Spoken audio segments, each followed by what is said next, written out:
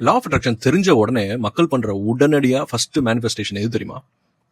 பணம் சார்ந்த விஷயத்துல தான். ஆனா அந்த பணம் ஃபர்ஸ்ட் மேனிஃபெஸ்ட் பண்ணும்போது எக்கச்சக்கமான தடைகள் அவங்களுக்குள்ள இருக்கும்.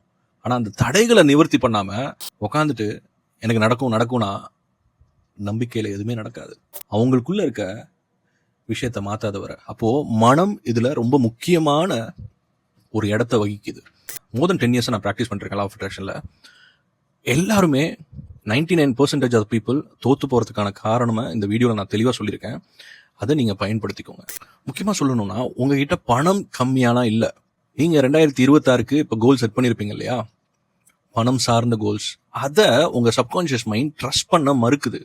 இந்த படத்தை பாருங்களேன். ஒரு சைடு வந்து மனது வந்து ஸ்ட்ரெஸ்டா கன்ஃபியூஷனோட இருக்கு. இன்னொரு சைடுல பணம் வந்து மைண்ட் பின்னாடி லாக் பண்ணிருக்க மாதிரி இருக்கு அந்த இமேஜ். அந்த லாக் பண்ணிருக்கிறது யூனிவர்ஸ்லாம் இல்ல, உங்களோட சப்கான்சியஸ் மைண்ட் தான். புரிஞ்சுதா? திடீர்னு மேனிஃபெஸ்ட் பண்ண கிளம்பிட்டீங்கல்ல, அப்போ சப்கான்சியஸ் மைண்ட் வந்து உங்க ஆசைகளை நிறைவேற்ற துடிக்காது. இவன் ஆசைப்படுறான்ல, அப்ப இவன் பேட்டர்ன் என்னவா இருக்கு? பழசை என்ன பண்ணிட்டே இருந்திருக்கான்.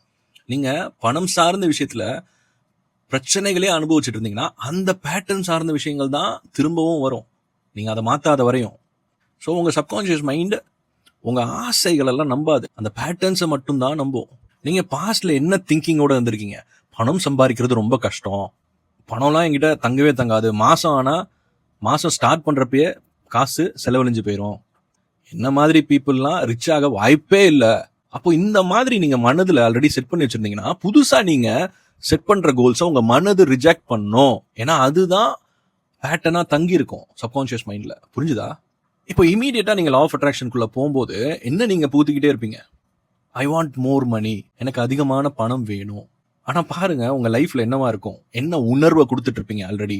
பயத்தையும் டவுட்டையும். ஐயோ எனக்கு இந்த மாசம் ஆனா வாழவே முடியல, டெய்லி வாழ்றதே கஷ்டமா இருக்கு அப்படிங்கிற ஒரு இன்ஸ்டிங்க்ட் தான் நீங்க கொடுத்துட்டே இருப்பீங்க. அப்போ நீங்க தேர்ந்தெடுத்த கோல் சேஃப் இல்ல அப்படிங்கறத தான் உங்க சப்கான்சியஸ் மைண்ட் உங்களுக்கு உணர்த்தும். மேனிஃபெஸ்டேஷன் எப்போதுமே டைமிங்னால ஃபெயில் ஆகவே ஆகாது. அது எப்போ ஃபெயில் ஆகுதுன்னா உங்க ஐடென்டிட்டிக்கு நீங்க செட் பண்ற மணி கோல் மேட்ச் ஆகலைன்னா தான் ஃபெயில் ஆகும். அப்போ நீங்க அலைனா இல்லைன்னு தானே அர்த்தம். புரியுதா? அப்போ அந்த அலைன்மெண்ட்டை தான் நீங்க கிரியேட் பண்ணணும். எஸ், அதை கிரியேட் பண்ணலாமா? கமெண்ட்ல அலைன்டுன்னு சொல்லி டைப் பண்ணுங்க.